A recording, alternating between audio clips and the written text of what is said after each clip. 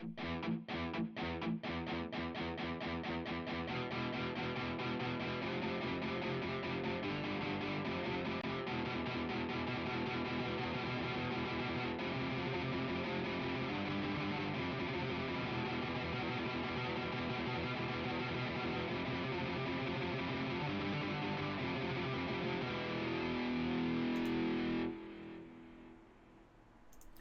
morning, everyone. It's my final consecutive streaming day of the week, and it's a very exciting one because today is the release of the second DLC character, A.K.I in Street Fighter 6. I'll be playing her all day long.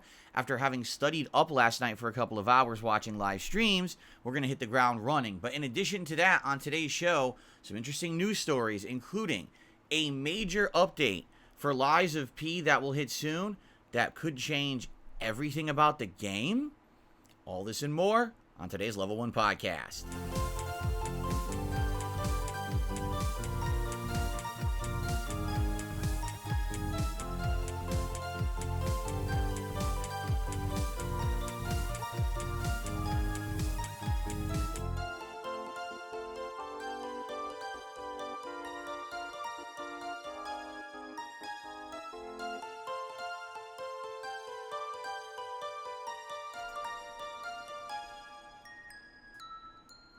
Alrighty, everybody, it is indeed the final streaming day of the week, and I hope that you all had a great week here with me. I know I had a great week with all of you. Today is Wednesday, the 27th of September, 2023, and wow, we're almost into October, Halloween month. Whew, time is flying this year. I'm very happy that the fall has hit this week so strongly with a whole change of weather and everything going on here in Washington State. The streams, obviously, this week were very interesting, continuing on with all the major games I've been playing, notably Lies of P. And now today, we come back to Street Fighter 6 for a full day, the first full day I've played Street Fighter 6 in ages, for the brand new character, A.K.I, the Poison Assassin.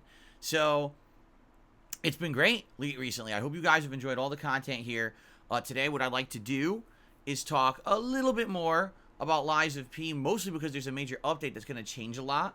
That it seems like people are kind of split on. Some people are thinking this update is great, and others are actually quite frustrated by it. So I guess we'll see. Particularly, though, today I want to talk about the new character in Street Fighter 6. I watched about 2 hours of live streams last night, people trying her out and learning basic strategies and combos, which are going to help me today to start playing with her at, rather than just like, base level capacity, because I don't know what the hell she can even do, at least knowing some basics and trying them out. So I think today's stream should be pretty interesting. I don't know how good I'll do with her because of the type of character she is, which we'll talk about in a moment. But I'm happy that we'll get to have a fun day of Street Fighter excellence. I hope you guys will join me all day long if you're into the Street Fighter stuff.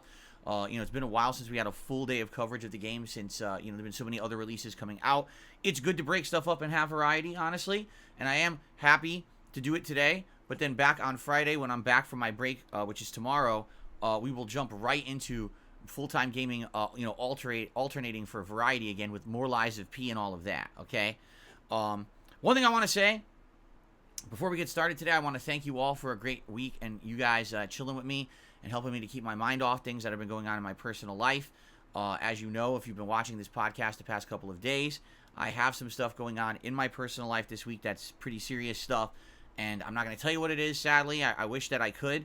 I wish that this were 10 years ago when I was able to share stuff with people on the internet and there wasn't a hate mob of people following me around, literally trying to ruin my life and intrude upon everything that should be private and turn it into some kind of a weird conspiracy theory or some kind of a horrible thing that benefits them. That's just reality today, is that the internet is a toxic, messed up place, and so I can't. But you guys have been very nice hanging out with me.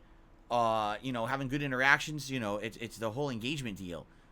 Me being able to take my mind off of the stuff that's happening outside of these streams and instead focus in on the stuff we're doing together has been a godsend this week. So thank you very much for that, and I'm happy that you guys have been understanding. The other day when I was playing with Lily, trying to get her to master, I was venting, man. Man, was I venting during that session. I was going ham with what I was saying, about the players and everything. Oh, you fucking scrub, you take this, you take that. And people were like, whoa. Like, yeah, well, I kind of needed to vent in some way. I had to. With everything going on, that was my outlet. And I think it was entertaining and productive because I actually did hit master with Lily the other day. But thank you all. All right, now today I'm playing Street Fighter all day long. There's some good news, is that it's beautiful fall weather today. Okay, it is cloudy and rainy and cool. This is exactly the kind of weather that is appropriate for me to play Street Fighter all day, because this office will have nice air circulation, cool temps, unlike all summer when I was trying to play Street Fighter 6 and it was hot and I had the air conditioner blasting, and then it ended up being real stuffy and gross. It ended up basically, it's going to be a lot better today. You know what I mean? So, I am happy that today will be appropriate for what we're doing all day long, and hopefully it'll be a better day of Street Fighter gameplay because of that. You get that nice ventilation, right? So that's good. And, you know, Street Fighter definitely is something that's tons of attention needed when I play the game. I'll be immersed in this game all day long. And again, I hope you guys will be along for the ride today as I try a new character. It should be fun. Again, if you're not into the Street Fighter stuff, Friday we go right back to variety, all right? But I will say this up front. Being that we're playing Street Fighter all day, there is not going to be a lot of opportunity for a lot of discussion or interaction. I'd like to do a lot of that with you today on the podcast if possible. Because as soon as I jump into this new character and we're trying her out and, you know, do trials and go right online, I'm going to be focusing on the game mostly. And because of that, some people might turn off today and be like, you know what? I prefer a stream when Phil's more engaged with us. And I hear you. That's definitely not going to be today. Look, I themed the stream today for the new character. Purple poison is surrounding me here in the office, as you can see. That's what it is. It's a cloud of purple poison. It's not lighting. It's poison. All right? So I'm trying to create a true 4D environment for you, for the game. But I'm going to be playing it a ton today and not really able to talk. So I will say this. It is my final consecutive streaming day of the week. I'll be hyper-focused on Street Fighter 6 today. I would appreciate it if you like the content, if you enjoy Street Fighter 6, and you like everything I've been doing, if you could support the stream today, I would really appreciate that. How would that work? Well, my goal for this week was 650 members. As of this morning, we have 650 members. But every day, some memberships expire from last month. So I guarantee you that today, if we don't get any new memberships, we will not hit the goal. So please consider becoming a member or maybe gifting some memberships to the community. Whenever I play Street Fighter 6, typically we get a few more viewers than usual. Would be a great day if you were thinking of maybe gifting some memberships. I'm sure people would be here to accept and be very grateful.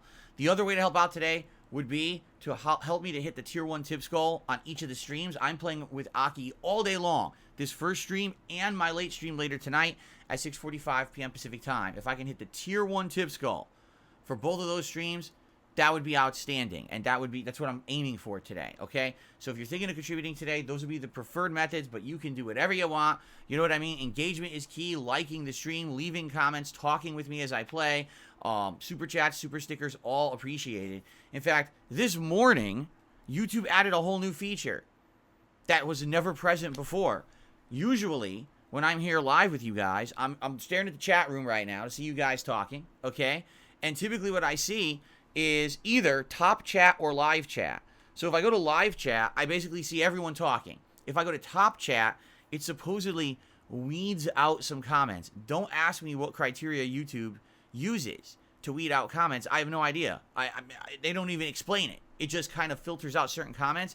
So there's some days when you guys will say something like, oh my God, Phil, you got to get rid of this troll or whatever. And I'll be like, what are you talking about? What troll? I'm staring at chat. I don't even see it.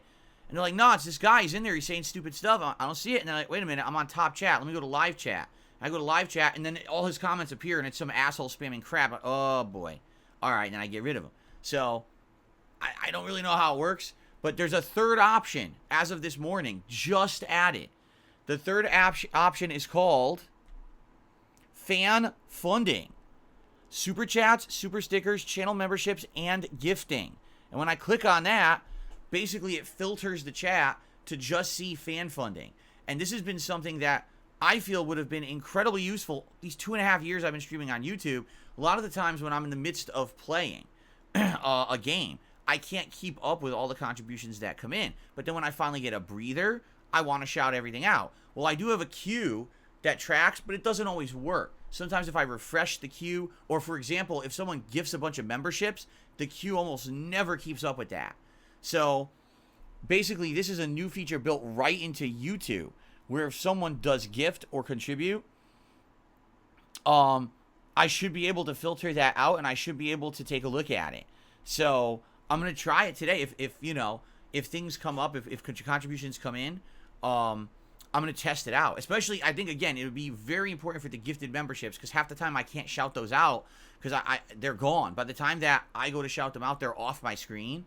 I can see, for example, so and so gifted 5 memberships, but then I can't see who got them. In this case, hopefully I'll be able to see it. And by the way, I'm being told by 672, various streamers like Wings and others have had that for months.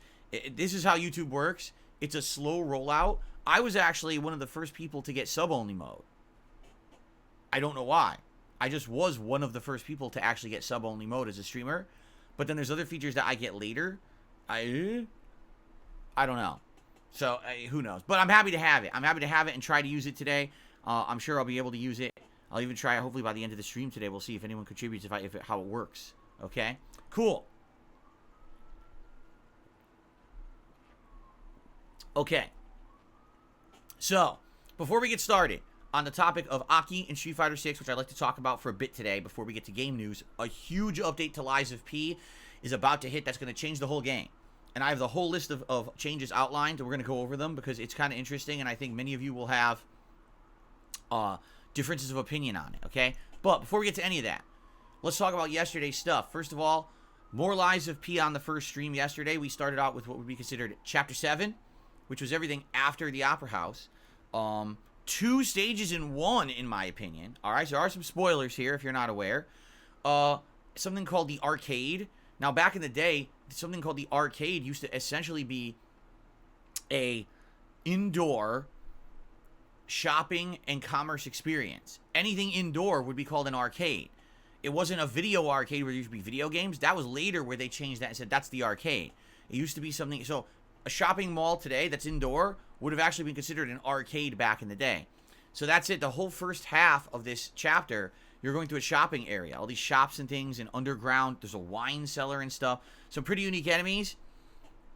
Mini bosses and new stuff. One thing I will say, Lies of P does not have entire areas of reused stuff. If you every stage that I've been to, there's significant amounts of new enemies and challenges. That's awesome. Compare that to a lot of the other knockoff games that are trying to copy FromSoft, and they always have insane amounts of repetition of the same enemies over and over, and you'll play entire stages the same shit. This game has not done that. Every stage they're upping the ante with a new challenge, a new element to learn, a new type of enemy or environment, a new mini boss. It's really cool in that regard. I've really loved it. So, the arcade was great, and then you think, oh, the stage is over. No, there's a whole other stage. You get to the Grand Exhibition, which essentially is a humongous hall that I guess is supposed to be kind of like a museum, but I kind of compared it to almost like the World's Fair where they were showing off technology and things like that. Only, of course, now it's overrun with crazy monsters and robots and stuff, with a pretty epic boss fight at the end. And at the end of Chapter 7, humongous plot dump exhibition. So, all the questions that we've had over the course of this game regarding Ergo, regarding the mutations that are happening, are basically answered at the end of Chapter 7. And at this point, I think we probably know the plot of the game at this rate, and I think there'll be more elaboration, because the game has 11 chapters, so we still have 4 more to go. But I think that now we kind of know the gist of what's going on in the game. If you've seen the end of Chapter 7, you got it, okay? I really enjoyed my stream yesterday. I actually went a little late because we had started tackling the boss in like the last 15 minutes of the stream. And I was like, dude, if I just sit here and I focus, I'll probably be able to beat this boss right away. And I beat it right then. I spent like 10, 15 extra minutes, and I was able to beat the boss. I was like, yes, because that's a good feeling of accomplishment. So now when we start on Friday, whole new, deal going on, which is excellent.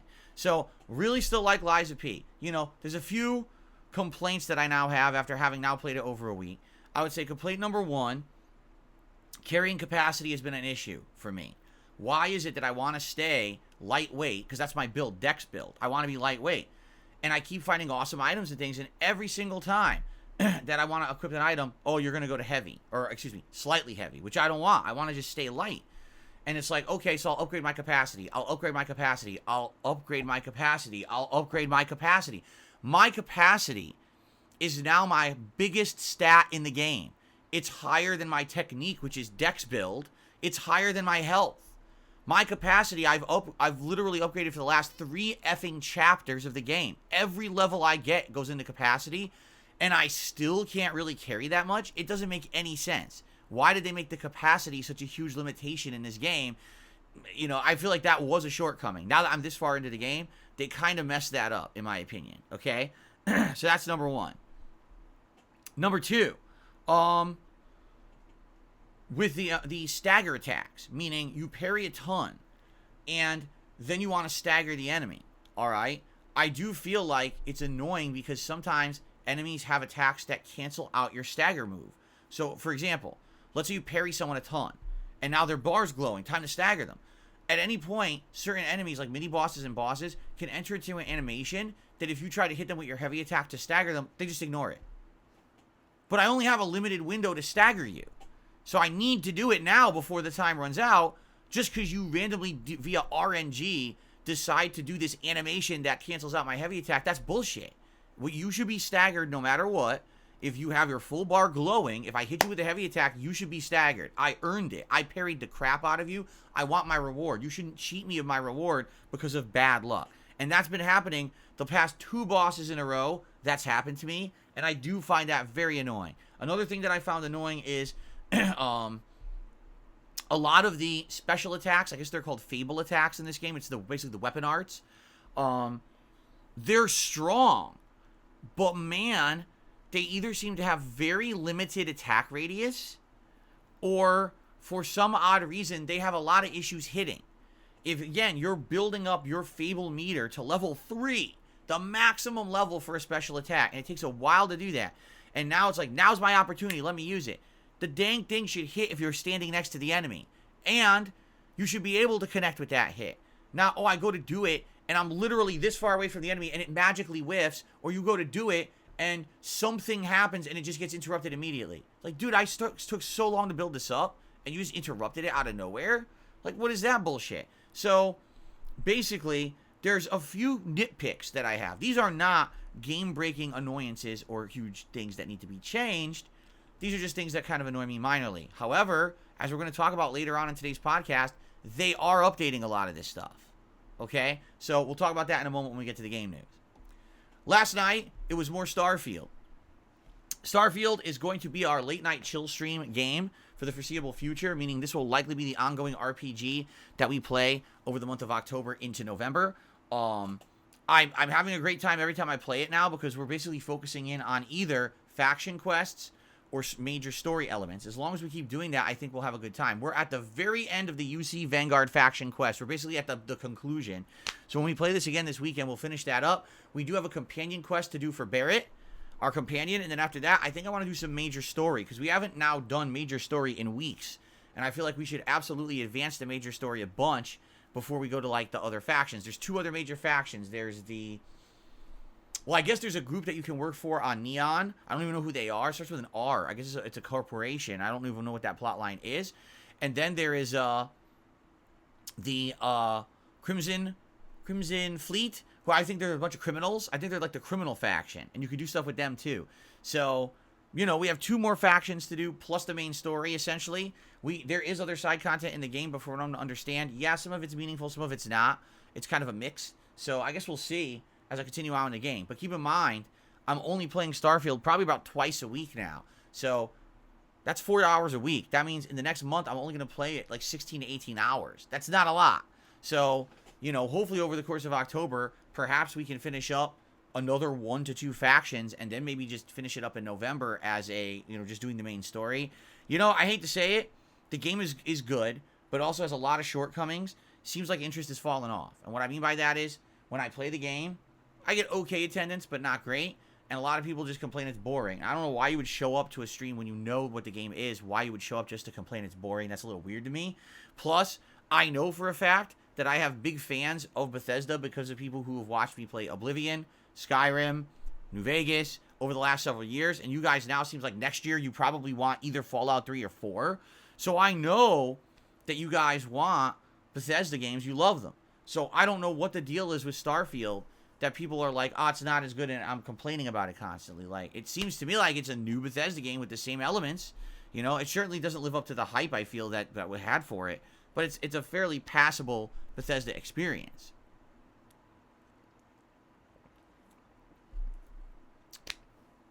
So we'll continue on with it. My goal, I feel, would be to hopefully wrap it up sometime by mid-November, because if you remember, in November is the new Like a Dragon game, Gaiden, the one that follows the plot line of Kazuma Kiryu. And when we get into that, I want to focus on that as our chill stream game. I don't want to have, Starfield and Like a Dragon Gaiden going on at the same time. So I'm going to do my best to hopefully get through these faction quest lines and then finish the game hopefully by then. But I don't know. We'll have to see, because I don't know how long these quest lines are, okay? Anyway, I had a good time with it last night. We didn't hit the tips goal, but we did all right. It was an okay late night stream. It was a chill time. I needed the chill time with you guys too, which was good. So, okay. So let's talk about today. As you know, today I'm playing with A.K.I in Street Fighter 6 all day long.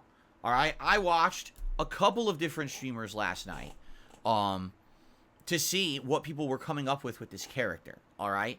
And the best way that I can describe A.K.I, she is a jack of all trades, but a master of none.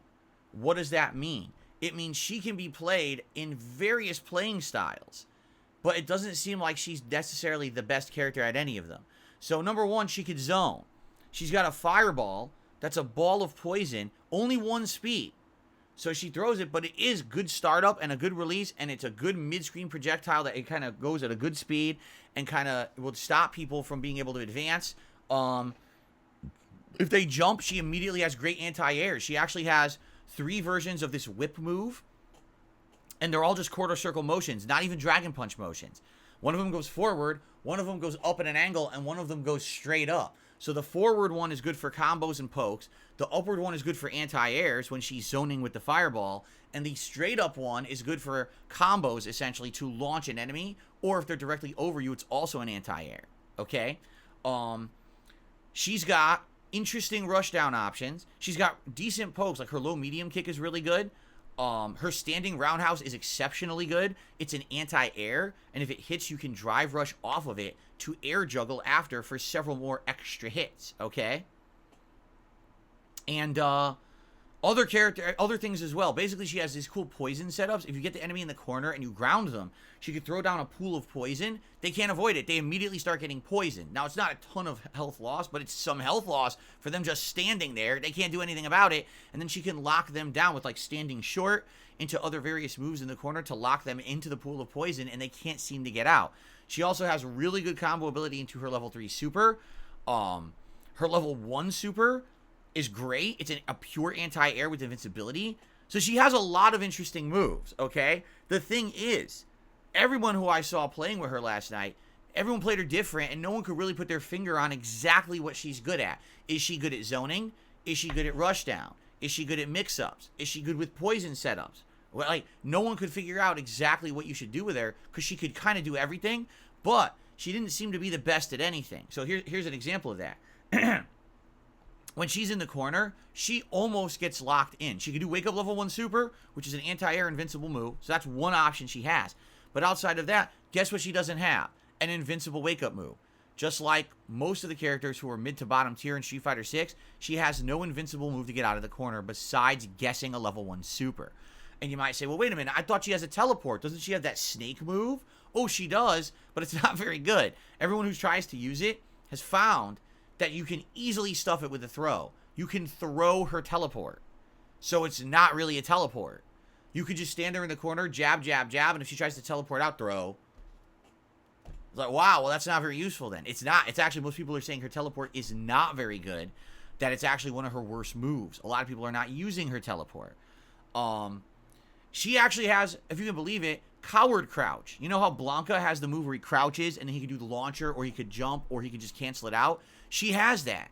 It's just a different move entirely, but she could do various different moves out of it. She could do it and create a combo situation after the drive rush juggle that I talked about. You could do like standing roundhouse anti-air, drive rush, another standing roundhouse, coward crouch, kick, and it's 3 hits that do like a big chunk of damage and push the enemy to the corner for a setup now.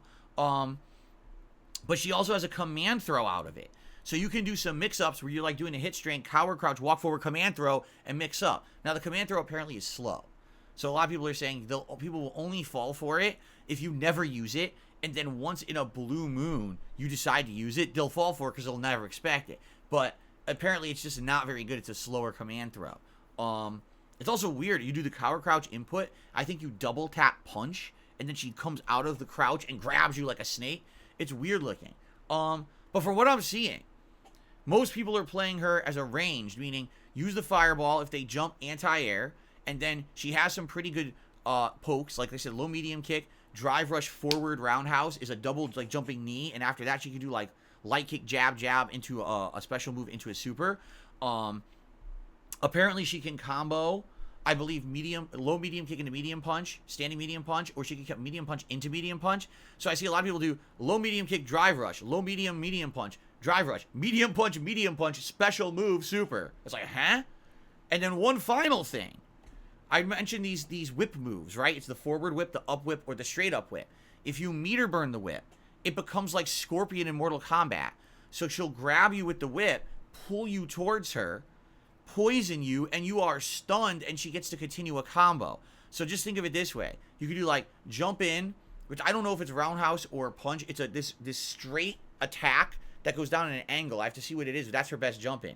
So you can do the jump in, standing roundhouse, the meter burn version of the whip, which pulls you in. Now you're stunned, okay? Now she could do another roundhouse into the air juggle move, which is the quarter circle forward heavy punch, drive rush, standing roundhouse again into her big poison move, which is quarter circle back and punch, and she could super cancel that. So it's like, dude, if you get one good jump in with her, you could do an insane amount of damage if you get your timings down. So I've seen all of this. None of this means that I can actually do it. I've seen it all last night. I absorbed a ton of knowledge last night before I went to sleep. But can I actually execute any of what I've just described? I have no idea. We have to see today when I play with the character. Like I said, it seems like zoning is good. It seems like combo ability is good. She has two different good anti-air options, right? A reversal level 1 super, that's really good. But in practice, how will it work when people are in my face trying to rush me down? I don't know.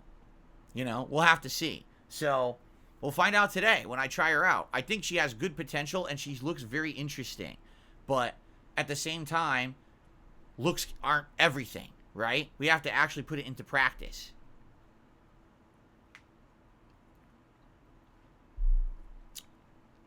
So today, how do I approach it? Just like always, we're going to take her into her tutorial mode. It's going to explain the basic properties of all of her special moves. We'll go through all of them. We'll do trials and do some basic combos and things with her. Then we'll go to casual play and probably play several matches trying to learn her, and then go to ranked. And hopefully by the end of this first stream today, we'll at least have gotten in maybe like an hour and a half of ranked. And then later tonight on the late stream, we'll do more. We'll see how it goes. With Rashid, I did really well. If I remember correctly, did I not get Rashid to like 3-star diamond on day 1? We'll see how it goes with her. It really is going to depend on the placement matches. Like if I place well, then obviously, yeah, I'll probably keep it rolling. But if I get placed in like low platinum or even gold, well, what are you going to do, right? So let's see how it goes today. I'm excited to try out this new character. Again, I will just reiterate, it is Street Fighter all day long. I would really appreciate if you guys could support the streams today. You know, it is my final consecutive day of the week. As new characters come out in Street Fighter 6, I would love to continue to cover them in this capacity. But I can only do that if you will actually show up, engage, and support those streams. If people kind of say, it's a Street Fighter day, I'll skip it and I'll come back later, then I can't keep doing full days of Street Fighter like this. You know, I'm taking time out from a busy schedule of releases. Yeah, I could be playing Lies of P today, and instead I'm taking the time out to do Street Fighter. So I hope people will support that effort, okay? Okay. Let's go through the schedule for the week coming up. It's a very interesting week. And then let's talk about the game news, including the updates to Lies of P. All right? So first of all, one other thing I did last night. I put out a movie review for the first time in months. I reviewed Halloween 2018, which is essentially the reboot of the Halloween franchise for a new trilogy of movies that started releasing in 2018, and I think there was one 2 years ago, and then the last one was last year.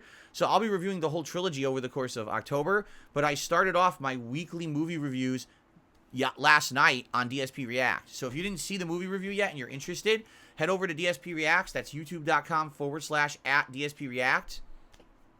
And I hope that you will check it out and let me know what you think. And we'll continue on with that. What I'm going to do is alternate. So this week was Halloween. Next week, Scream 5, which I've never seen. The week after, Halloween Kills. The week after, Scream 6, which I've never seen. And then the week after that, Halloween Ends. So 5 straight weeks of movie reviews for you guys over there. And I hope that you will check it out. Okay? Let me know your thoughts. So far, people have left some really good comments. I approved them all this morning. If you left a comment on the video, this morning I woke up, I approved all your comments. I hope you'll continue to give me feedback on the review series that I do. The one criticism I get is people are like, oh, this is a summary, not a review. Well, it is a review, but I have to tell you what happened in the movie to tell you what I liked and didn't like, or else you wouldn't know what I'm referencing, right? First of all, I don't know why anyone would watch an actual full-length movie review if you're not interested in my thoughts on the movie. You know what I'm saying? Like, if you're watching a review of Halloween 2018, don't you want to know what happened in the movie and what I thought about it? Or else it's not much of a review. There still seem to be people who think that a review should have no information about the movie in it, and I'm like, then it's not even a review. Imagine if I reviewed a video game and didn't tell you anything about the game. I just said, oh, I like this, I don't like this. Yeah, but what happens in the game? Oh, I'm not going to tell you. What? You know what I'm saying? Like, that's really confusing. I don't know why people are saying that. But basically, I think that the review was good. I said right at the front of it, there's going to be spoilers. There's going to be spoilers in this review. Please understand. You know what I mean? So, anyway. Give it a look. Let me know what you think, and I hope you enjoy it. I am off from streaming tomorrow. Tomorrow is my day off for the week. I got a lot of stuff to do. I'm going to be honest with you guys. It's probably not going to be a very good day for me. All right? Just going to be put out there. With everything going on in my personal life, it's probably going to be a shitty day. It is what it is.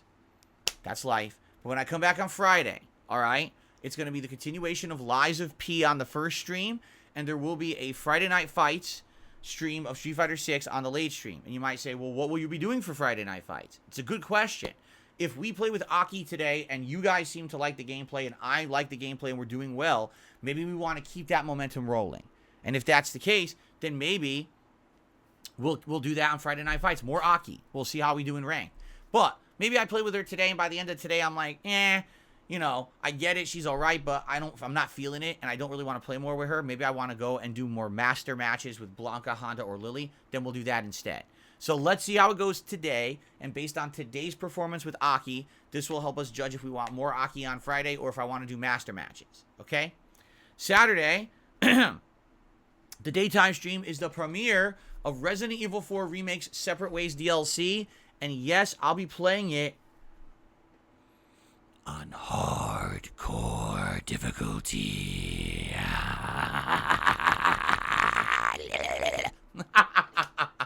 Yes, you guys wanted hardcore. You're going to get it. That's what I did for Resident Evil 4 Remake earlier this year. So why would I not play the DLC on hardcore, right? So that's going to be on... People are freaking out in the chat. That's going to start on Saturday on the daytime stream. From what I'm to understand, the DLC is about 5 hours long. But keep in mind, number one, I'll be playing it on hardcore, and I haven't played this game for many months. Number two, I'm an interactive streamer, and it basically means I'm going to have time to talk with you guys and everything and do shout-outs. So I guarantee you this will at least be 2 major streams before I beat it. I almost guarantee you it's going to take that long, all right? So daytime stream Saturday, Separate Ways DLC. Saturday night, more chill Starfield streaming. Sunday, it's the React Day. DSP versus the Internet. Now, the interesting thing is Sunday is October 1st, and that means we will have new decorations behind me. This year, I'm going to do a hybrid, half gaming-related, half Halloween-related, so it'll kind of be a cool mix. And we will have new animations and all kinds of new stuff for October month. You know, it's hot horror month for me. I really enjoy that. I hope that you guys will join me for the start of all this new stuff on Sunday. In addition, hold on, I got a burp. Excuse me. Whew. Thank you for understanding. In addition, starting on Sunday, October 1st, you will be able to nominate games that you would like to see me play during the upcoming Halloween Horror Marathon. So there's going to be a thread here on DSPGaming on the community tab for all viewers to nominate games. There will also be a thread specifically just for channel members. So people will start nominating, and it'll take probably about a week and a half, 2 weeks. People will nominate games. At the end of the 2 weeks, we'll tally up the results. We'll do polling based on the games that were most nominated, and people will be able to pick what games I'm going to sit down and actually play during my Halloween marathon this year. And it could be anything. It could be PC games this time because I have a mini PC and we can actually play them on there. Or it could be games on console. It's whatever you guys really want. There's actually no limitations this year, if you can believe it. So let's see what people would like. And we'll go from there. I'm very excited to see what people come up with to see me play during the Halloween marathon on Halloween this year. Okay? In the meantime, sometime in October, I'm going to buy a nice Halloween costume and get ready for that event. That's going to be a special marathon on Halloween day. There's going to be food, fun, festivities, and gaming and all kinds of fun stuff. Okay? Cool. What I'm just trying to think, is there anything else pertinent going on? So for the rest of next week, it'll be a balance between Lies of P and the end of the Separate Ways DLC on the daytime streams. And the night streams will be a balance between Street Fighter 6 and Starfield. Keep in mind, the first major release of October is coming up. Assassin's Creed Mirage. I'm almost positive it's coming out, October 5th? And I think that might be my day off, so I'll probably just play it that Friday, October 6th when I get back. And then we go from there. All right? So that's what we're looking at for the next week to week and a half, and I hope that sounds good to everybody.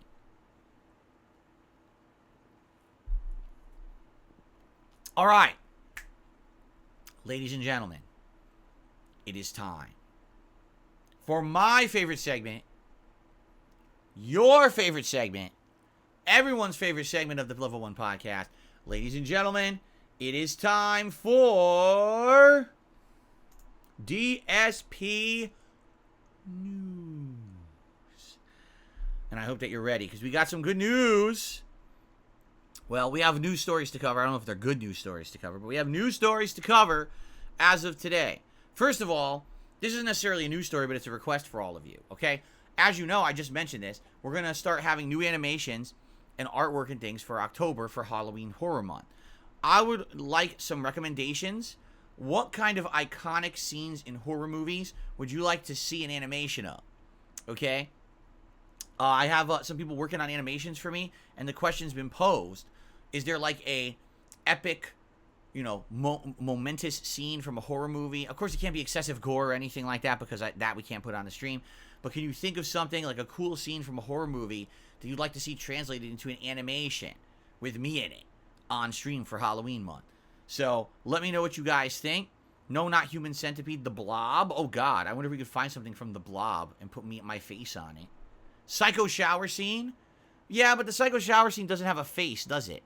It's the woman getting stabbed, but it doesn't really show a face. In fact, that's part of the mystery, is you don't know who's doing it at the time, right? The alien's face hugger chest bursting. Again, that's kind of graphic. I mean, I understand it's Halloween Horror Month, but I don't think that I'm going to get away with having someone's chest cavity rip open and gore squirt all over the screen every time that someone contributes. I think it has to be a little bit more tame than that. Like, I'll give you some of my examples. One of what I was thinking of was Thriller, the Thriller dance, and maybe having, maybe one of the zombies in the Thriller dance. Or I was thinking, like, the classic Hollywood, like, horror monsters, like Dracula or Frankenstein, like the scene, remember the Bela Lugosi where he walks down the staircase like this? And maybe it's my face instead of his or something like that. I think that could be pretty cool. Leprechaun in the Hood smoking scene. Got a light for the old leprechaun's pipe. Really? Maybe that's one. I don't remember that one, but that one could be good. Yeah. The bathroom scene for The Shining where he says, here's... Oh, we already did that one, didn't we? We did that last year. The Here's Philly scene. I think we have that from last year already. So that one we already can do. How about Jason? Well, the catch is with Jason, he's always wearing a mask, so it doesn't really matter. Because I can't become Jason because Jason's wearing a mask, you don't see his face, right? Oh God, Jeff Goldblum's The Fly. That's a weird one. Put your face on Leatherface's chainsaw dance scene. That could actually be good. He goes, with the chainsaw, but it's me. Oh my God. Me as Pinhead, that might be rough. Because you got to remember, with these ones where you superimpose your face, that's really rough. How would I get my face in all those pins? I don't know. All right. These are some good suggestions. All right. These are definitely some good suggestions. Thank you for them. And please continue. Think about it. Let me know over the next couple of days what you think. And we're going to see what people can come up with. I think it'd be pretty neat. Okay. Jurassic Park. Could I be someone from Jurassic Park being chased by a dinosaur? What scenes would be good for that? I'm trying to think, like, what are the scariest scenes in Jurassic Park? When the lawyer gets eaten and when he's on the shitter. Could it be my face of the lawyer and the lawyer gets eaten, but it's me getting eaten off the shitter? Now, that would be a good one, actually. Dark Side Predator. The Predator's mask comes off and it's my face with the tentacles coming off or something. Oh, my God. All right, you guys are coming up with some interesting ideas. Well, thank you for these. This is good stuff. Thank you. I'll keep these in mind. All right, that's number one. Now let's actually get on to the real news, okay?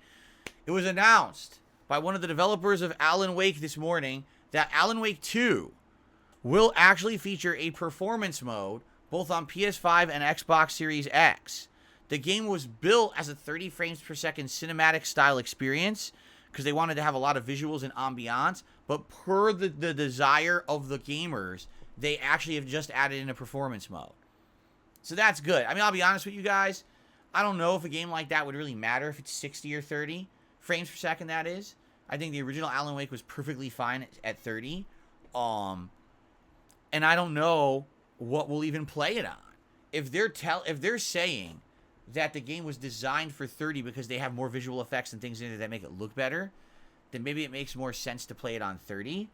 But I don't know. What do you guys think? We have about a month to figure this out. It comes out right before Halloween. So we could think about what version should we play it on. So let's talk about it and think about it. But I'm glad they're including the option. There's people these days, they absolutely want 60 frames no matter what. Listen, I want 60 frames in fighting games. I want 60 frames in action-style games where there's a lot of shooting, stuff like that. I don't know if I really care about it in a horror game. I don't know if we need 60 frames in a horror game, but we'll see what happens. We'll think about it. But that's good to know, and that's a new announcement from this morning. The new PlayStation Plus Essential games for the month of October, meaning if you have PS Plus Essential, like I do because I play Street Fighter Online, here's what you're going to get.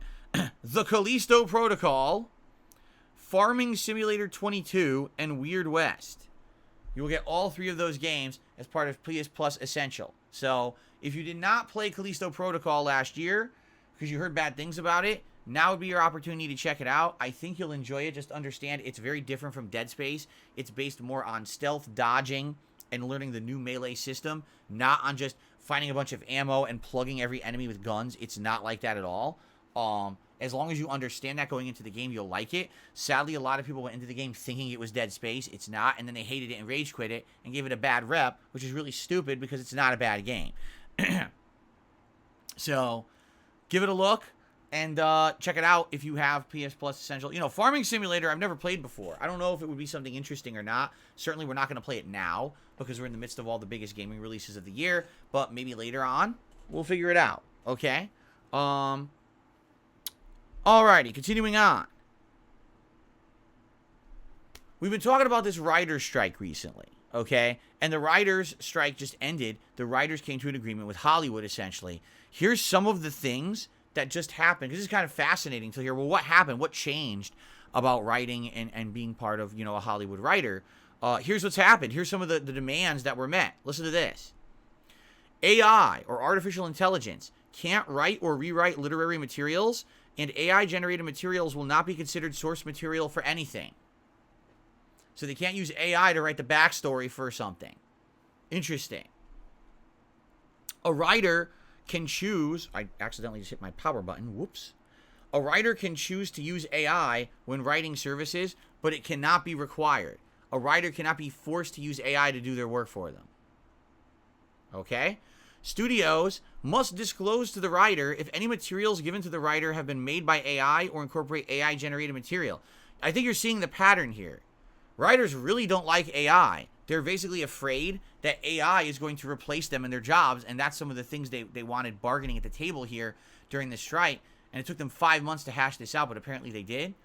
The last one here, all right, the Writers Guild Association, WGA, it's Writers Guild Association, I think, or is it Writers Guild of America? It's one of those.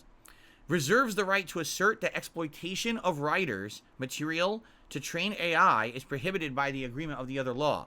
So what does that mean? It means that writers are saying just because we wrote for you and, you know, you paid us to write doesn't mean you can now use our writings to train your AI to copy us and try to pretend like they're writing material when in reality they're just copying humans. Because this is what everyone's afraid of. We just talked about this recently. What about actors who get scanned and now their likeness gets used in future movies without their consent? Well, writers are afraid they're going to write entire plots, AI will analyze it, and just rehash plot elements to make future stories that they're not going to get paid for, even though it's based on their own works.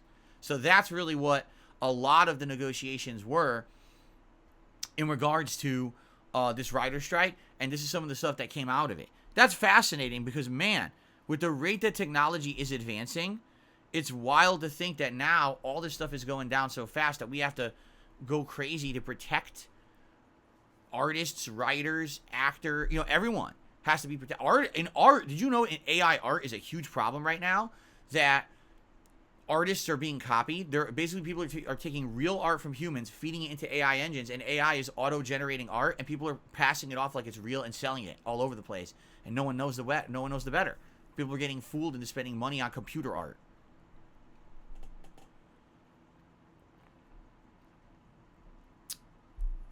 So, it's going to be an issue moving forward, and I think we're going to see more and more of this kind of stuff come up. Anyway, it's time for the big news story of the morning.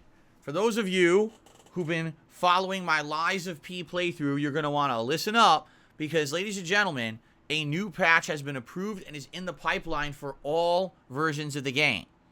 And I have the entire patch list here. Warning, there are minor spoilers in this list, the names of some bosses. So I strongly recommend what I'm about to show you on stream. You just don't look at the boss section if you don't want to be spoiled on the names of some bosses in the game. Okay? Here are the changes coming to Lies of P. I don't have it. Oh, okay. I have to go over here. I didn't have it in the DSP news section. I have it set up over here. Okay, hold on. Oops. Here it is. Okay. So, there's a lot of changes coming, as you can see. Tons of changes. Alright? So, first of all, the first balance changes here is field monster changes. And essentially, from what I'm to understand, number one, they're going to reduce the amount of, HP that mini-bosses have. So, anytime you see a unique elite monster or mini-boss, I guess the argument is that they're way too tanky and they take too long to kill. And they want to reduce that. In addition, they want to have them have increased stagger.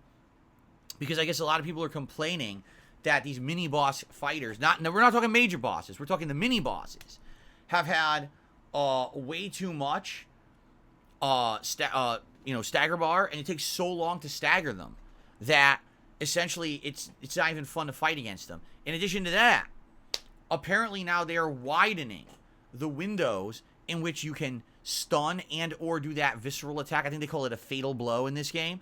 They're widening that. So basically, if you do successfully fill a boss or mini-boss's stagger meter, you'll have extra time to hit them and stagger them, and then you'll have extra time to do your fatal blow. So all the time frames are being increased at this point. Case in point, I've complained about this the last couple of sessions of the game. I said, man, it's not fair because sometimes you get the stagger bar full, but then a boss will just randomly decide, oh, I'm going to do all the attacks to stay away from you. So now, even though you worked hard as hell to get the stagger meter up, you're never given an opportunity to hit that boss and stagger them. They literally stay away on purpose due to RNG. It's not like intentional, but it just happens. Certain bosses stay away from you more than others. And it's kind of annoying if you worked your ass off and you can't get your stagger reward. So apparently they're fixing that. Okay, that's number one. Hold on one second. I want to see this. Yes.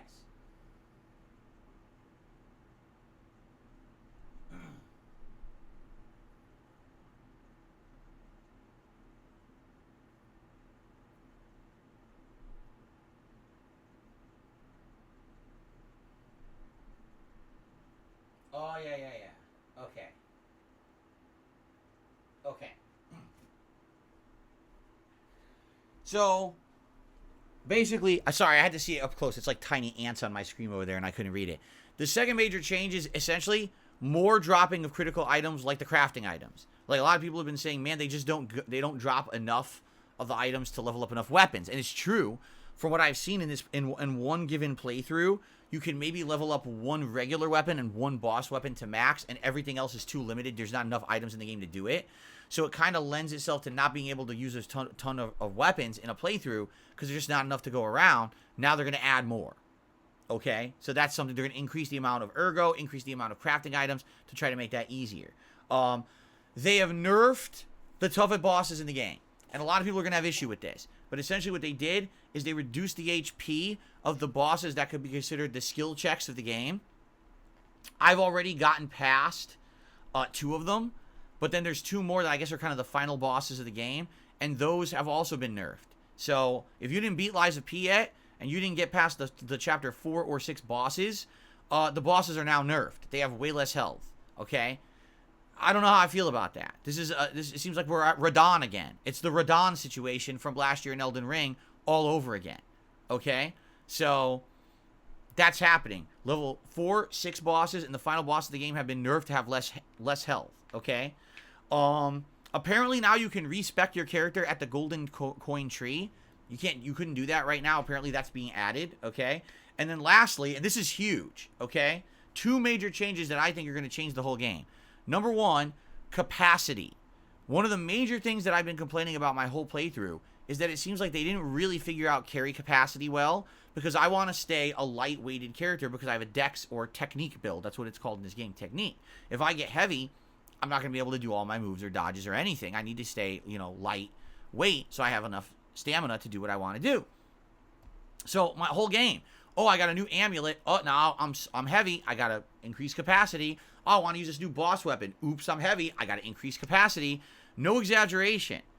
I've been waiting ever since the 3rd boss, and we're now starting stage 8. So 5 stages later, I've been waiting since the 3rd boss to use the boss amulet, which is a really good boss amulet, supposedly, but it weighs too much. So finally, as of now, they're going to make the capacity different. They're going to make it that things weigh less and you have increased carry capacity in the game so that you'll be able to equip more of the stuff you earn and want. In addition, they're going to make it so that boss amulets, meaning if you made an amulet out of a boss soul, it'll weigh less because the boss amulets weigh a ton, and that was the reason why I could never use my boss amulet because it weighed too much. So now they're going to make them normal weight like the other amulets.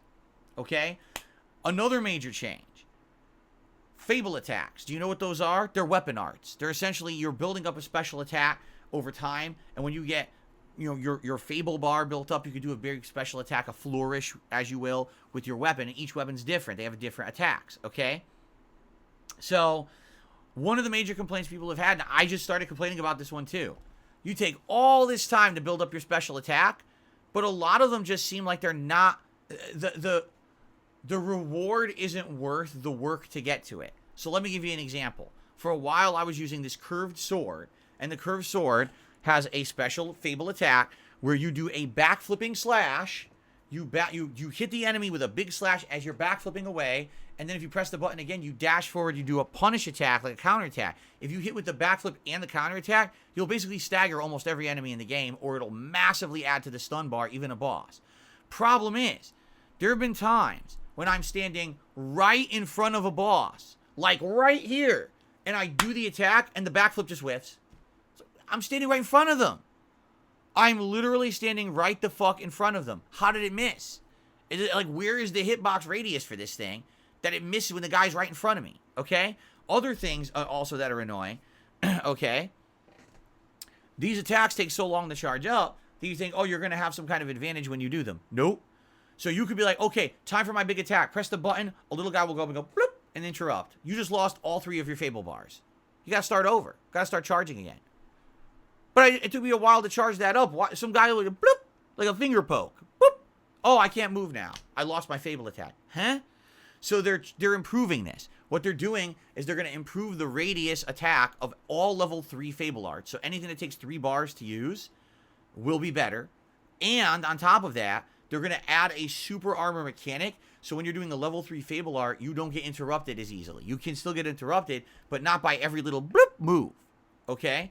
So these are big changes if you think about it. Okay? So mini bosses and elites are going to be easier to beat, less HP and more stagger. Bosses have significantly reduced HP. Okay? More items are going to drop so you can craft more weapons and afford to upgrade them. You can respec more often or just often enough. And Carry capacity is significantly increased, so the whole issue of being over-encumbered or heavy will be taken away. And your Fable Arts will be much better, okay? So, and this, by the way, this patch is already in the works. And you should have it as of today. If it's not out today, it's likely because, like, the certification process for Microsoft or whatever, or PlayStation is taking a little longer. But that should be live as of today, all right? So, here's the thing. This is tricky for me to really put my finger on how I feel. And here's why. Some of the stuff they're improving, all right, is directly related to my complaints about the game, right? I've said the carry capacity thing has been a pet peeve of mine for 4 chapters straight. Why can't I just equip the equipment I'm finding? Why every time that I get something new am I over encumbered again and I got to put more into capacity? How is capacity my highest stat in the game and I'm still constantly heavy? Right? That's ridiculous. It sounds like they didn't balance the game enough to account for weight. Yes, I do feel that when you earn a stagger, you should be awarded with it, not interrupted or denied of it because the computer decides to do some RNG move and you can't get it. Yes, I think that Fable attack should be better, okay? However, a lot of people are going to say, we didn't want any changes. This game's been out now for about a week and a half, and it's messed up that this game is now having changes. Number one, there's people who've already played through the entire game, or are in the midst of it, like me. I'm starting chapter 8 when I play again on Friday, 8 of 11. I've already essentially gotten past 2 of the huge skill difficulty checks in the game, legit, meaning before anything was nerfed. So is it fair that some people who played the game early had to go through these crazy challenge checks, and now other people moving forward won't have them? The bosses will be easier, reduced HP, more stagger, right? I mean, again, I will compare this to the Radon situation from last year in Elden Ring. Everyone told me in Elden Ring that Radon was going to be a humongous problem, that when you get to Radon, he's going to kick your ass. He's one of the hardest bosses in the game, if not the hardest. Of course, we all found out later on that Melania is worse, okay? But, then all of a sudden, they nerfed him, and everyone's like, well, by the time you get to him now, he won't be tough. And I got to him, and he wasn't that tough. You know, he killed me a few times, but it wasn't that big of a deal. You do the summons like you're supposed to. You go right up there, you beat him up. He's not a big deal at all. And then even in my second run, supposedly they made him harder again. Magic melted him. He couldn't do shit, right? So, yeah, like, I don't think I'll ever actually face the true challenging Radon fight. It just doesn't exist for me in the game. It was nerfed out by the time I got to him, so I never got to experience it. Now, is that fair? Is that fun? I don't know. And again, here we are in Lies of P, only a week later, it's already getting nerfed, right? Maybe, here's the thing. I think if there's something that's a critical element that they found out is messed up, like, I really feel like the carry capacity thing is something they misjudged. I don't think they realized that the carry capacity was going to be such an issue for so many people, and that people were always going to be like, oh, I have to be slightly heavy or heavy. I just want to be light. And you can almost never be light in this game unless you constantly pump all your levels into capacity. Like, I get the feeling what's going to happen now. I'm going to go to play on Friday, and my carry capacity is going to go from, it was light, but just on the edge of light, to, like, way light. So now I'm going to be able to equip a bunch of heavy shit that I've never been able to use before, and of course now I'm going to have more defense and everything that I've wanted, all my amulets, you know. It'll be crazy. I'll be able to do everything I've wanted the whole game, so I'm going to be way more powerful, right? And maybe it was intended that that's how it should have been. They kind of misjudged, and they screwed up. And if that's the case, that's fine. But, I'll be honest, I don't think they should be nerfing the difficulty of bosses like this. If you intended for a boss to be a hard skill check, then make it be a hard skill check. Sure, enhance my abilities, enhance my Fable attacks, give me better capacity, but don't make the boss easier. Leave it the original HP pool and all that. I said, the reason that the Chapter 6 boss is so tough is because you have to go through an entire full boss fight with a full health meter, and then get to the second phase, which is literally not a second phase. It's a whole second boss with a totally different moveset, a totally new health meter, and you have to go through all of that with only your healing pool. That's it. That's really challenging. For any FromSoft style game, that would always be a huge challenge. So now what they're going to do is they're going to reduce the health meter. So basically this guy will take a lot of damage. So it's going to be much easier for everybody else now. You know, likely, I would have beaten it instead of 2 hours, maybe in a half an hour, if that were the case, because I actually was getting kind of to the end of the second phase, and then I would die to something I didn't see before. You know what I mean? So, man, I don't know. I guess we'll see as I continue to play on Friday how much of a change this feels. But everyone's going to have a different opinion. I welcome changes to things that they feel they screwed up. Like, I do think the carry capacity was an error. I don't think they meant to do it. I've never played a FromSoft game before where the carry capacity was such a big deal, where I put, like, I'm level 28 carry capacity and I still can't carry 3 amulets. What the fuck is that, right? It's kind of stupid. So, I think that was a mistake. And yeah, maybe they did intend that the stagger should have been better. And it is annoying that you earn a stagger and you can't get it because the enemy just decides to run away or do a move that interrupts your move. It's kind of stupid, right? But at the same time, I do think maybe they're going too far. Maybe, you know, making bosses have a big reduced HP pool might not make sense. I don't know. I guess we're going to see for ourselves.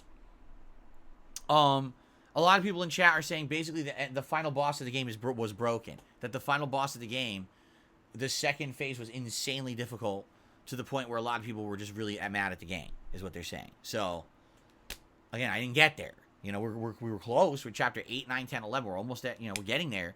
But, all right, well, these supposedly, all right, are now supposed to happen over the course of today into tomorrow.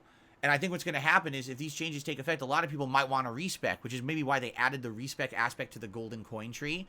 Because what if you put a ton into capacity, now you don't need it anymore? Well, maybe you want to respec that into another thing that'll make you better, right? I might want to do that. I might want to respec 10 levels of capacity and put it into, like, technique or something, right?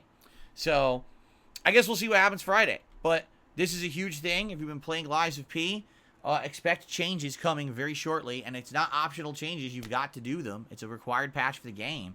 And I guess we all got to kind of accept it and try to figure it out.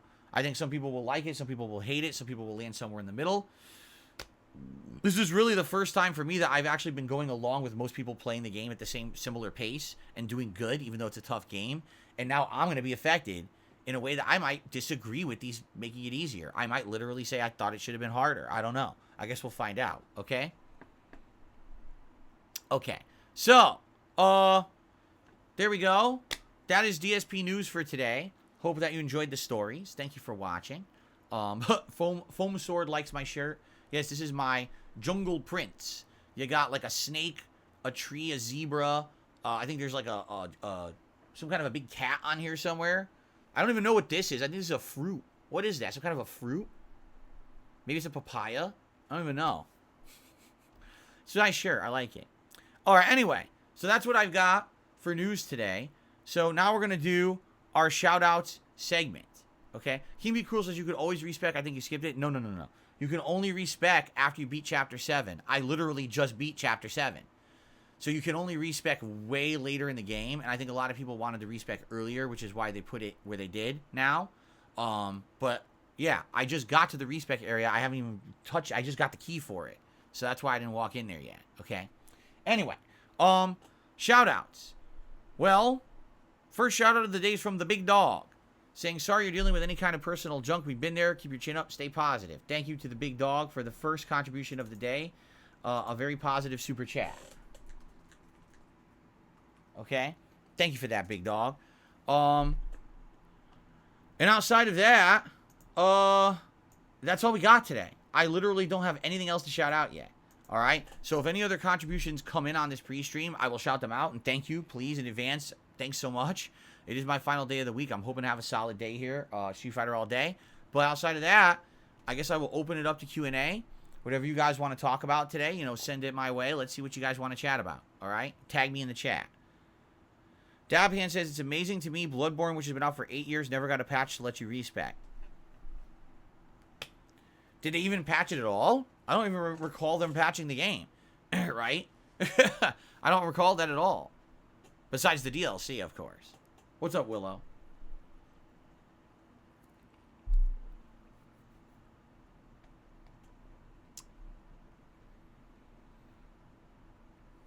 Have I watched the new Star Wars show? No, I don't have Disney Plus. I can't watch it. Big Mac.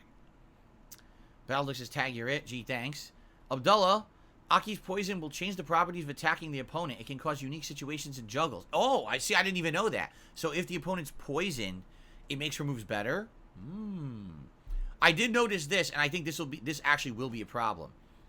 If Aki poisons you, meaning she hits you with the fireball, she hits you with you stand on the poison pool, she hits you with the quarter circle back heavy punch, which is a big ball of poison move, or I don't know if the whip poisons, okay? Your energy bar becomes purple and you just slightly start to lose health. But here's the problem. All they literally have to do is hit you and the poison goes away. And I think that's really stupid. If I poison you, if you punch me, does it go away? What? I think that's really dumb. Like, so not only do you have to poison them, but then you have to stay on the offense to stop them from losing the poison. You see? I think that's dumb. I think that when you get poisoned, there should be a set amount of damage you're going to take because you got poisoned, and you just got to take it. Now, let me now match, because here's the thing. Here's what's going to happen. You poison someone, but then you're going to have someone like Ken. Ken undoubtedly is going to hit you. He's a fucking Ken. He's going to mash jab. He's going to do something. So the poison will literally almost never affect him because he's always going to be able to interrupt with some horse shit and fucking get the poison canceled. While other characters like Zangief, how the fuck will Zangief ever stop poison? He's so slow, he'll never have an opportunity to get to you and stop the poison. So the moment he's poisoned, he's taking full damage no matter what, and that's bad, you see? So I feel like that was a mistake. I actually think that they should have actually had it that once you get poisoned, you're stuck with the poison. You got to deal with it. Hey, you took the hit. Now you got to take the punishment for taking that hit. I don't like that idea because anyone who's fast is going to be able to, oh, look at that. I jabbed you and all that work you did to poison me is gone. And I think that's stupid. I don't like that. But I guess we'll see. I did not know that if you get poisoned, that certain move changes happen. I wonder what the move changes are. I guess we'll have to see today, right? Battle Duck says, oh, cool. If a venomous snake bites me, all I have to do is punch the snake. That's right. You just punch the snake right in the fucking face, and you're immediately cured. You don't even need an antidote. King Be Cruel says, guess the horror movie quote, we got this, man. We got this by the ass. Is that not... Hold on. Aliens? Is that not Aliens?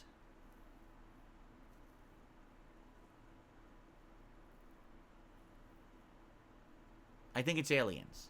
I could be wrong, but I think it's Aliens. One of the Space Marines, the one who keeps talking the whole movie. He keeps yabbing. I think that's one of his quotes. But I could be wrong. Okay. Wrong? Ugh. Okay, hold on. Let me think about this again. It's not Aliens. You know what it is? I'm getting it confused when he says, game over, man, game over, and it's a bug hunt. It's a bug hunt? Yeah. It wasn't him. We got this, man. We got this by the ass. I know the quote. I know the quote.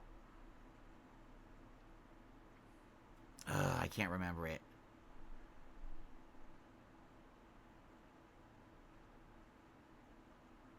By the way, thank you to Purple Aki who did a super chat and said, please use the purple color for Aki. We have to see what the colors are. Keep in mind, I will have the default 2 colors, and I also will have her alternate outfit unlocked because I bought the deluxe edition. You get the alternate outfits for the DLC characters. But if we're going to get an alternate color 1, we have to buy it with coins. So let's see if there's a good alternate color 1. I'll be honest with you. Like, I know she's supposed to be like an albino, but I think I preferred her with darker colored hair. Like, she has alternate colors where she has pigmented hair. I think I want to get a pigmented hair outfit and use that. It was Dawn of the Dead? It was? You might be right. It was Dawn of the Dead, wasn't it? Yeah. Darn. I used to know that, too.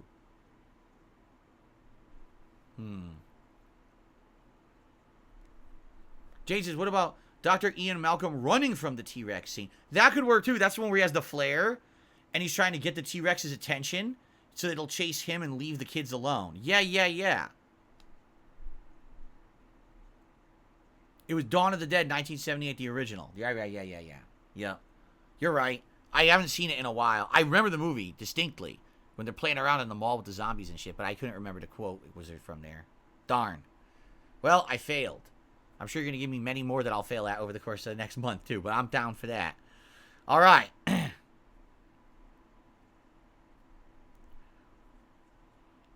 Hello, Juan. How are you today? Yes, I've punched a punching bag before. No, I've never seen the show Jade the Jet Plane. I have no idea what the hell you're talking about.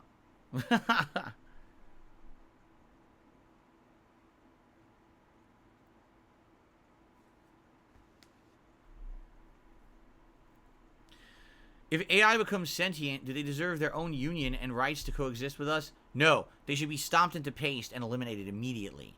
We should fear what we don't understand and make sure that it is completely wiped off the face of the earth before it has a chance to try to strike back. As you can see, I'm taking the questions very seriously. The sewer clown from It? I don't know if there'd be a good one there or not.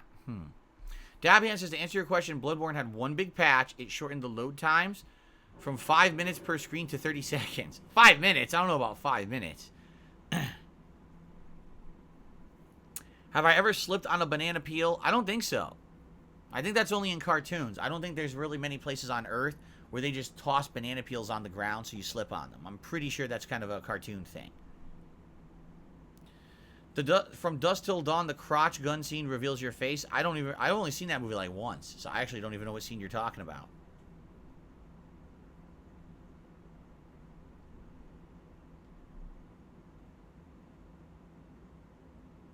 AI must be stopped before we're living in the Terminator world. There you go. Double M says, the Bloodborne DLC can actually be played without paying it. There's an easy glitch you can employ. They never even patched it out.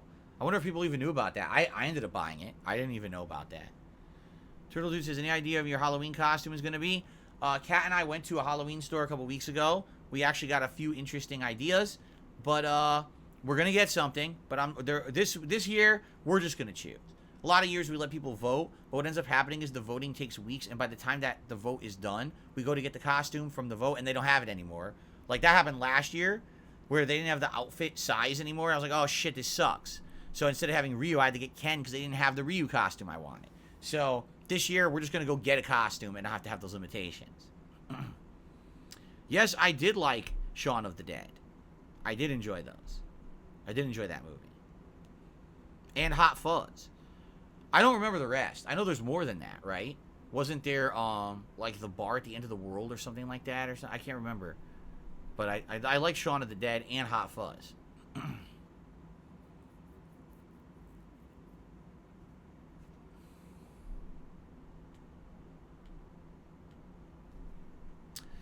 I received my first tip of the day. Thank you very much. A $5 tip just came in from an anonymous tipper. It says, you said sometimes you listen to video game music in your free time. Do you ever listen to video game music remixes? Have you ever listened to the Megas, a band known for their rock covers of Mega Man 2 and 3? Yes, yes, and yes, I guess I should say. I do prefer to listen to the original game soundtracks. If I listen to gaming music in my free time, I'm usually listening to a channel that plays like a big medley or mix of gaming music from, say, the 80s, 90s, and 2000s. Sometimes there's more modern stuff in there, but I do prefer the older stuff. But I have absolutely listened to gaming music remixes in the past. I know of the Megas. I can't remember any of their specific remixes. But I know of them. When I first started as a YouTuber, I was totally into that. I was traveling and going to game conventions, and a lot of the times they had rock concerts that were these kind of video game cover bands that would do these remixed renditions of actual video game soundtracks. I owned a few of them at one point.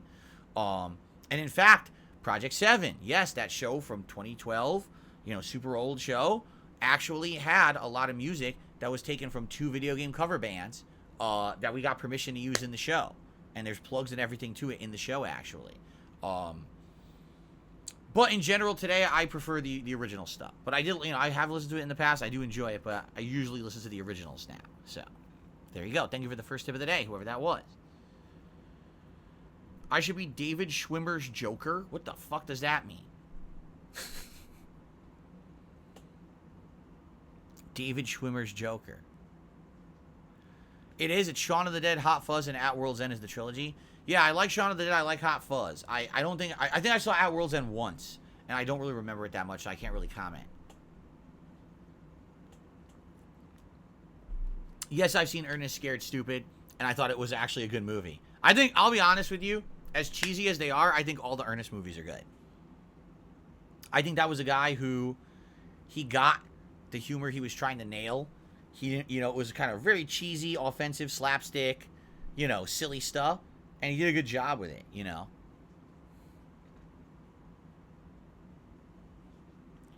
To this day, I think I could still watch an Ernest movie and laugh my ass off at how silly it is, you know. It's like, some movies don't stand the test of time. I think that the Ernest movies do for some odd reason. I don't know. Just like, I could watch Pee-wee's Big Adventure right now and still enjoy it as much as back in the 80s. I don't know why. It's just, it's one of those timeless movies. You know what I mean?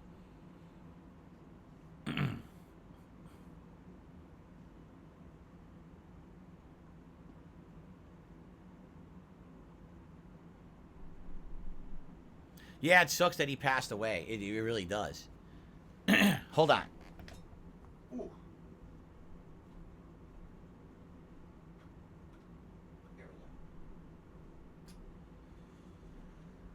The sun is starting to come out, and I wanted to make sure it wasn't overly bright in here.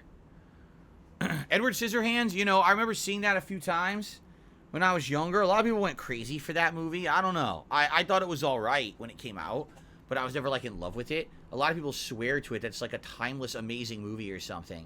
I don't know if I feel that way about it. But I remember enjoying it the couple times I saw it. I was really creeped out. Have I seen all the films by Jordan Peele? I saw Get Out, and I saw Nope. I didn't see the one in between. I can't even remember what the one in between was called. But I saw the other two. I like the Jordan Peele movies. They're wild and crazy stuff, but I think it's nice every once in a while to have a movie that's, like, out there. Like Nope, I didn't love, but I found it entertaining. It was like a popcorn flick to me. You know what I mean? Oh, it was called Us, the middle one? Yeah, I never saw the middle one.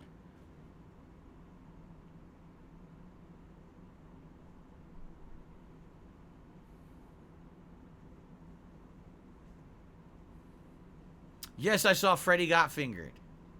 And we all regret it, right? Anyone who's seen that movie, it's like you have to see it to understand it, because people reference it all the time. But then you're like, I really wish I didn't see it, but at least I know what it is for referencing purposes, right?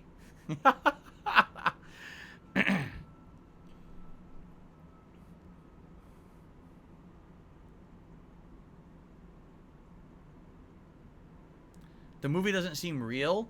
Well, you basically, did you ever hear Tom Green talk about the movie years later? He outright admitted that when he was given the budget and everything to make a movie, he was like with the producers and everything. He was like, you guys are nuts. Like, you should not be doing this. Like, you know who I am, right? You've seen my comedy, you know who I am. And they, like, insisted that he should have a movie. He's like, but you're sure? Because you know who I am. Like, the whole thing was a joke.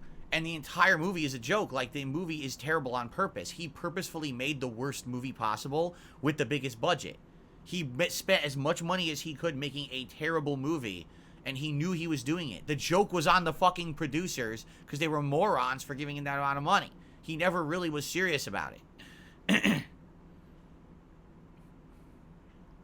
X-Shooter, thank you for upping your membership for 16 months. Appreciate that. Was working from home part of the concept when I worked for the helicopter company? Yeah, but you didn't get paid for it. Like, basically, at that helicopter company, I was expected to put in actual work of at-office work, and then if I wanted to work from home, I could. They gave me a laptop to do remote work, but I didn't get paid for any of the work I did on it. And there were days that I was outright sick as a dog, but no one at work could cover for me, so I still did my work from home, and I basically got sick pay, but then I still did a day of work at home anyway when I was sick. Yep. That was commonplace there. Which, by the way, I'm almost positive that's illegal. That you can't do that. Even if you're on salary, that can't be expected. But they expected that of me, and I did it anyway. You know, I'm a sucker. I'm a rube. Because I was under the impression that if I worked hard and I went above and beyond, that I would be rewarded and get a career there. And that was all a lie. I was basically used and abused and then kicked right out the fucking door.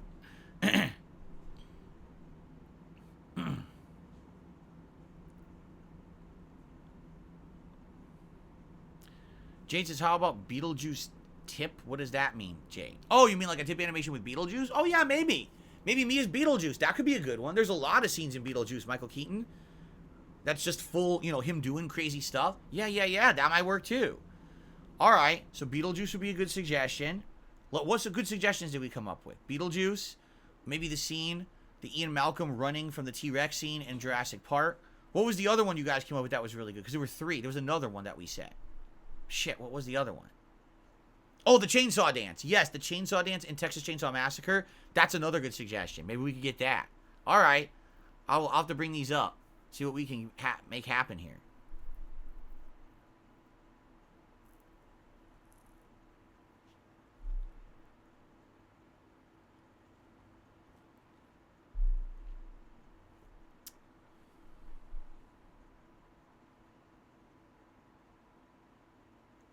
Is the helicopter company still in business? The parent company, Sikorsky, is. HSI is not. HSI was liquidated, and essentially all of that work was sent over to other countries, like outsourced. And if you go online, you can find a website, and the website's like half functional, defunct. Yeah, it's a joke. Basically, they fell apart. Everyone who worked there had to go work other places and transfer about in the company because all the jobs were lost.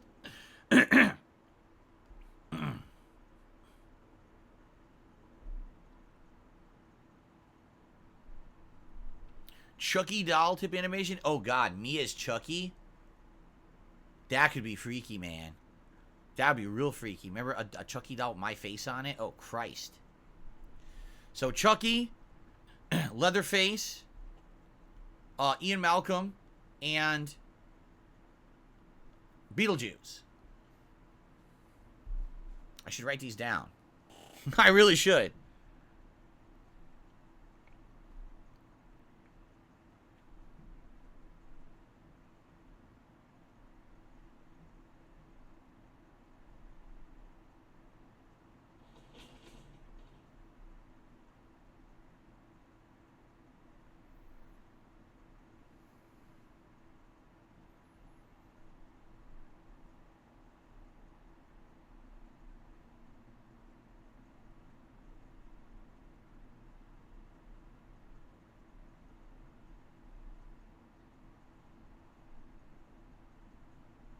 I'm writing these down right now.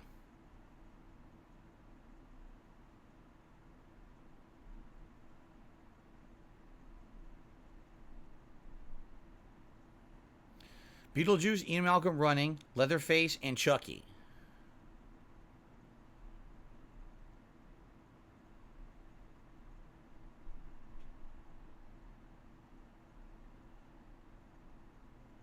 Okay.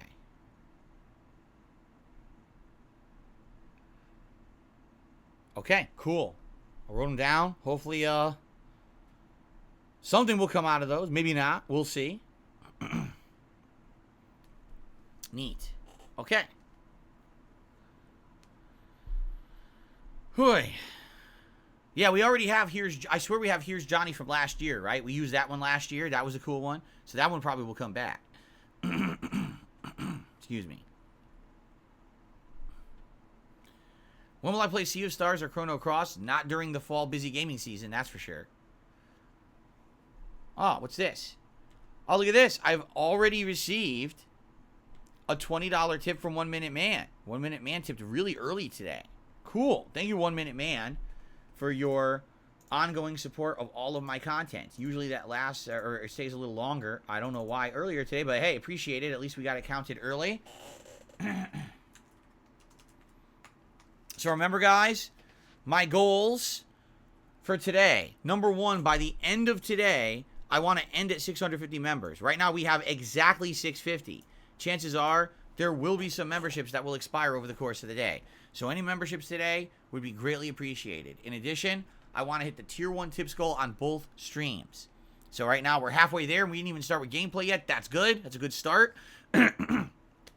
Hopefully, we will hit Tier 1 sooner rather than later. And then tonight on the late stream, I hope to do it again. All right? Awesome. All right, anything else, or shall we wrap it up? Any other last-minute questions, guys? Or are we good for now? Did you enjoy the show? I hope you enjoyed.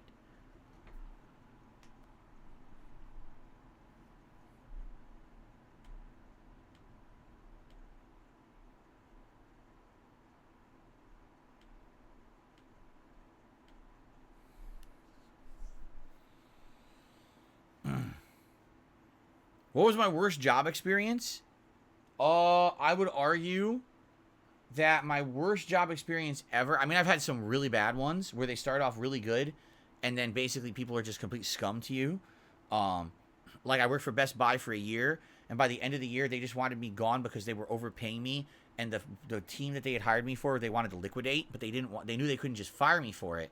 So they framed me, accusing me of abusing the store's discount policy to fire me, only to have it be completely disproven in my unemployment hearing later. The judge laughed at them. Like on the call, he laughed out loud at them, at how stupid they are. That was pretty bad, I would say. There was also, geez, let me think about this. There was the boss I had at Wells Fargo that was completely skewed and basically gave the best leads to the people in the office who he really was friendly with. And he basically gave everyone else the worst leads. So good luck trying to make a living when you're commission-based and you have the worst leads with people with terrible credit while someone else in the office gets people with good credit constantly. How is that fair? What else? I mean, I can keep going. I have to keep going back. The insurance job, which really wasn't a job, it was an internship, where I spent an entire summer cold calling people trying to sell life insurance. And basically, at the end of the summer, I decided I didn't want to do it. I thanked them for their time. Then when I applied for future jobs, the person broke the employment laws in Connecticut and told future employers that they didn't think I was cut out for any kind of a sales job, which is insane. You can't do that. That's a pure violation of employment law in Connecticut, and they could have gotten in huge problems for that. I can keep going. They also sent me a bill. They tried to send me a bill and say that I had to pay them for the office time that I had for the internship. It's like, are you a fucking asshole? Do you think I would ever pay this? You're out of your fucking mind. Anyway, thank you to Battle Duck. Battle Duck has become a member. I think that's a fresh new membership. Thank you very much, Battle Duck, for that. That gets us up to 651. Thank you, thank you. Okay. You love Beetlejuice? It's showtime. That was a crazy movie when it came out. I don't think anyone knew how to take it because it was horror, it was comedy, it was just so odd. But it was perfect. It was Tim Burton, right? Those Tim Burton movies of the 80s are like so wild. You know, Pee-wee's Big Adventure, Beetlejuice, and then into the Batman films. It's like, wow, what a crazy time it was for cinema back then.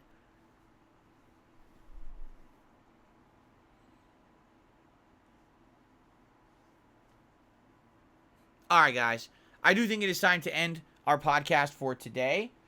Keep in mind, tomorrow I'm off, but when we come back on Friday, I'm sure we'll be talking more in depth on how today went in Street Fighter 6 and what I think of A.K.I as a character. I hope that you guys will enjoy today's content, and again, we'll support it, and I hope that on Friday we have a better idea. I don't know, because like I said, Friday Night Fights is up in the air. By the way, shout out to Shug, who also just became a channel member. Thank you to Shug for that. Cool, we got 2 new members here at the very tail end of our podcast. But depending on how today goes, will directly influence if on Friday we play more with A.K.I or if I go and play master matches with other characters. So let's see how today goes and go from there. But thank you all for a great show. I hope that you enjoyed it.